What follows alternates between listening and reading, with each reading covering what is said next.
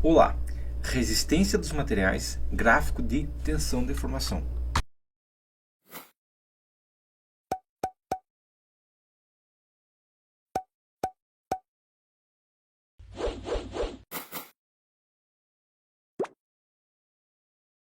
O gráfico de tensão-deformação, que nada mais é que o formato e a deformação de um corpo baseado na carga aplicada nele, é um gráfico que a gente usa durante o dimensionamento de estruturas para descobrir qual que vai ser a deformação de uma estrutura, ok?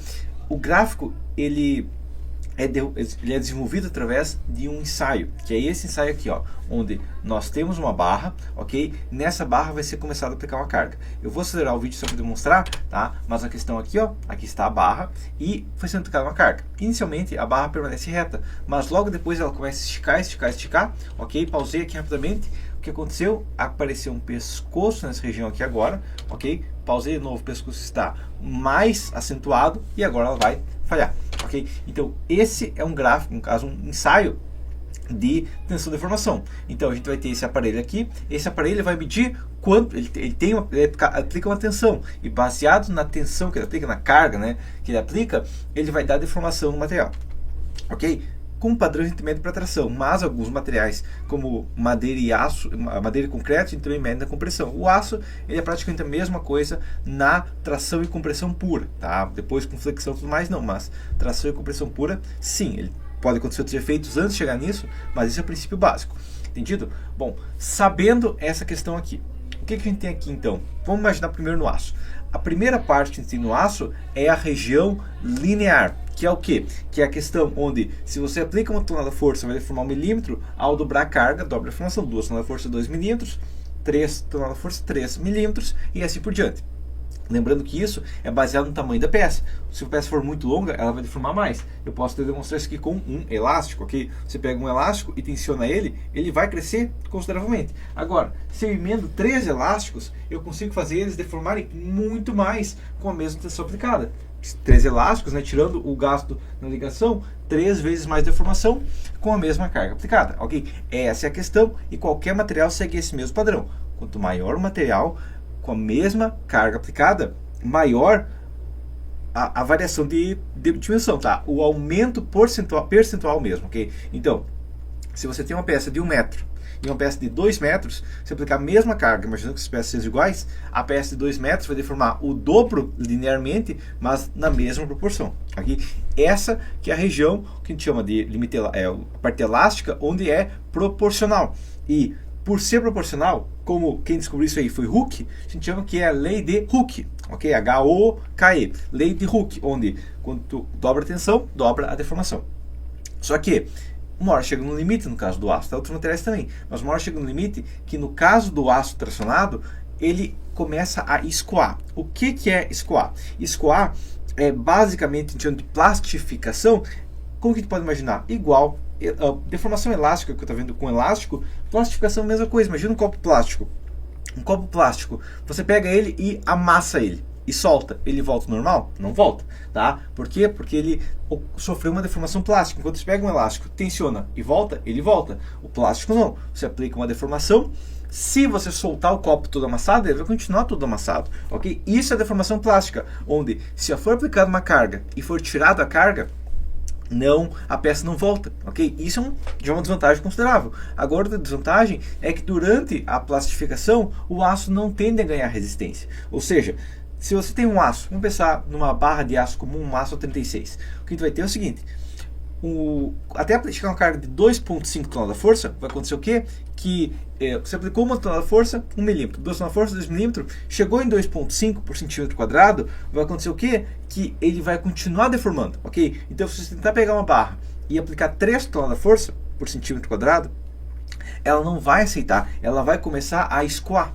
O que é escoar? É basicamente o que acontece depois do início do ensaio, porque você pode ver aqui, ó, cada vez que eu passo, bem no início aqui, ó, tem um bom tempo onde não deforma, mas de repente do nada ele começa, ó, a aumentar o tamanho. É o que? É o aço fazendo um corpo mole, digamos assim.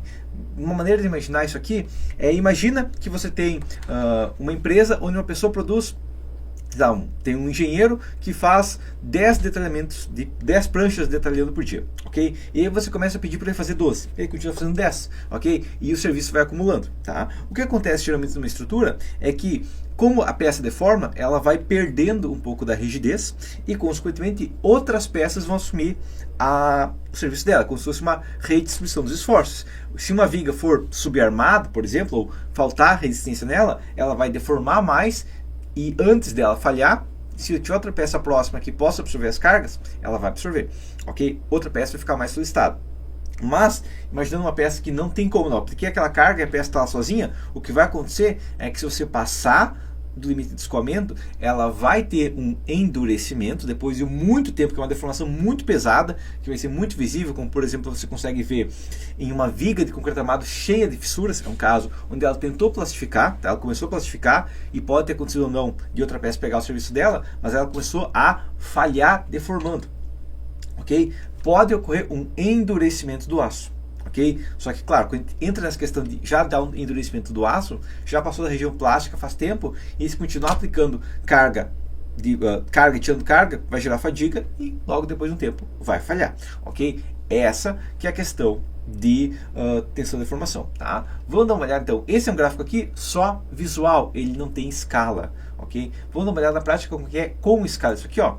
Esse é o gráfico com escala. A gente nem consegue ver aqui, ó, quando ele está numa escala lógica, a gente nem consegue ver onde, que é basicamente reta essa linha, correto? Tá? O aço, vamos pensar um aço comum, ele vai ter uma deformação ali entre 0,2 a 0,3%, ele já atingiu a resistência limite dele, ok? A não ser que seja um aço muito resistente, que vai precisar um pouquinho mais, mas o padrão de um aço comum, menos que 0,3%, ele já atingiu a resistência dele, ok? Então a questão é que uma barra de 10 metros, ela vai atingir a resistência com 10 metros e 2, 10 metros e 3. Não é uma coisa muito visível, entendido? Essa é a questão, tá? Depois disso a gente vai ter essa região plástica, que vai ser nesse caso aqui em torno de 2,4% para um aço mecânico comum, ok? Depois disso vai acontecer um endurecimento e ela falha, ok? Esse é o princípio de tensão de deformação do aço. E a regra básica é, a gente quer trabalhar sempre no regime elástico, para não ter deformações pesadas. Porque quando tem deformações pesadas, não só ocorrem redistribuições, mas também ocorrem patologias graves. 2,4% deformando é muita coisa, mas é só 2,4%. A questão é que tem que lembrar, imagina que seja uma viga. Se a viga cresceu 2,4%, é que nem você pegar uma corda e um varal que tem 10 metros e aproximar ele 24 centímetros. Vai acontecer o quê? Ele vai descer muito, ele vai gerar um arco bem considerável já, mesmo com a deformação, um aumento de tamanho pequeno. Okay? Essa é a questão que a gente tem que lembrar do gráfico de tensão de deformação. Além disso, a gente tem que lembrar que uma peça que vai receber carga e voltar carga, receber carga e voltar carga, se ela for plástica, se ela entrar no regime plástico, cada vez ela vai tender a deformar mais. O que não é aceitável para uma estrutura que tem que ficar em pé de 50 anos. Imagina que você faz uma ponte, quando passa o primeiro caminhão, ela desce 1 centímetro. O próximo caminhão desce 2 centímetros. Quando passar uns 50 caminhões e a ponte tiver 50 centímetros de flecha, as pessoas vão começar a ter medo de passar naquela ponte.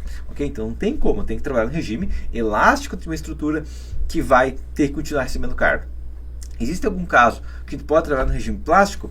Peças temporárias a gente pode. Okay? Um para-choque de um carro, que o objetivo dele realmente é parar o choque, o objetivo é ter uma tensão última elevada, e inclusive um gráfico aqui, onde quando integra o gráfico vai dar uma trabalhabilidade boa. Para quê? Para que ele deforme muito, absorva muito, o máximo de tensão possível durante um choque de um carro. Só que daí ele quebra, então não é a questão do nosso caso, beleza? Entendido isso aqui? Bom, vamos dar uma olhada então. Sabendo aqui do aço, vamos dar uma olhada em outros materiais. Aqui a gente tem no caso do concreto, ok? E uma coisa interessante, no aço a gente só tem do zero para a direita e para cima. Aqui a gente tem do zero para a direita e para a esquerda, para cima e para baixo. Outra questão, aqui a gente tem, no caso do gráfico, ó, o nosso E aqui, nossa deformação, aqui é a nossa deformação. Olha o que tem no concreto, menos deformação. Por quê? Porque o concreto geralmente a gente trabalha na compressão, onde ele reduz de tamanho. Para cima aqui, ó, é a tensão negativa, porque geralmente compressão por reduzir de tamanho é negativa, ok? Então, o que acontece aqui é o seguinte, está aqui o módulo de elasticidade do concreto, tá? Em torno de 40% da compressão, ele já começa a ter uma certa plastificação, ok? E isso, em parte, a gente absorve dentro da plastificação, realmente ocorre um efeito que ele está semi-plastificado, no caso do concreto armado, é comum isso em estruturas, tá? Né? É bem complicado realmente trabalhar só no regime elástico com concreto armado, porque ele vai ter uma certa compressão natural, tá? Isso não é problema na estrutura, tá? Ele vai ter um FCK limite, e depois disso, se ele começar a falhar, ele arrebenta, ele perde muita resistência, ok? Daí, claro, falha. Tá? Já na tensão, na tração no caso, na tension e tração, o que acontece é que a primeira coisa é muito menor do que a compressão. Isso já é um problema. Outro problema, olha a tração aqui, ó. Ganha, resistência aqui, parou, cai, quebra, ok? Não é igual o aço, porque o aço solicitou, se passar do limite, ele tem uma grande região plástica, ok? O aço na tração tem uma grande região plástica, onde se você solicitar ele um pouquinho mais, ele vai começar a redistribuir. O concreto não. O concreto solicitou um pouquinho mais, ele fissura e perdeu. Caiu a obra, entendeu? Então você não pode nem considerar nelas. A norma não permite nem considerar a tração do concreto, porque é um valor muito baixo e é um valor que a gente confiar e passar do limite, arrebenta na hora. Ok? Além disso, como ele é armado, ele vai atingir essa resistência limite antes do concreto, do aço atingir a resistência limite. Então, ele vai fissurar antes do aço atingir a resistência limite e não consegue aproveitar os dois juntos, ok? Daí você escolhe, eu quero só o concreto ou só o aço para tração? Só o aço, tá? Essa aqui é a regra, tá? Entendido? Bom, sabendo isso aqui então, do concreto, vamos dar uma olhada em outro material. A madeira. E a madeira tem um princípio bem similar que o concreto. Ela tem um ganho de resistência na compressão, principalmente. Ela tem uma resistência à tração menor do que na compressão, mas mais similar. Não é tão diferente assim, ok? Por isso, na madeira, a gente trabalha com a tensão dela, só com a tração dela sozinho, tá? Por quê? Porque tem já uma certa tensão adequada, uma tração adequada, que é possível considerar ela, tá? Não é a mesma capacidade de compressão, mas ainda assim é uma compressão, uma capacidade de suportar carga relativamente já considerável, entendido? Essa é a questão no caso da madeira, tá? Mas sabendo isso aqui então, a regra básica é, a gente vai trabalhar dentro do regime elástico, a gente vai trabalhar com deformações pequenas, sempre possível, porque qualquer norma vai limitar deformações, até porque a deformação muda o modelo de cálculo, ok? A gente sabe também que o material vai ter essa resistência. Significa que eu posso só pegar essa resistência e colocar essa carga no aço? Não, não significa. Porque, por exemplo, na tração, ok, mas na compressão existem riscos de flambagem. Na compressão existem outros riscos. Além disso, existem combinações de cargas. Por exemplo, uma peça pode ter tração e cisalhamento ao mesmo tempo. Ou uma peça pode ter flexão, onde uma parte dela está tracionada e outra parte está comprimida, ok? Daí pode acontecer plastificar numa região por tração e plastificar em outra região por compressão da mesma peça, ok? Então podem aparecer efeitos mais complexos, tá? Essa resistência aqui é o nosso limite, mas podem aparecer outros limites durante a modelagem. Entendido? Que são os limites de flambagem, são os limites de deformação, entre outros limites específicos que vão acontecer, que podem acontecer, né, antes de chegar nesse resistência limite. E nós, como engenheiros, temos que trabalhar essa estrutura para que ela resista também esses efeitos secundários, ok? Mas na parte de tensão e deformação, essas são as informações essenciais, beleza? Então, por enquanto, isso é isso. Até a próxima.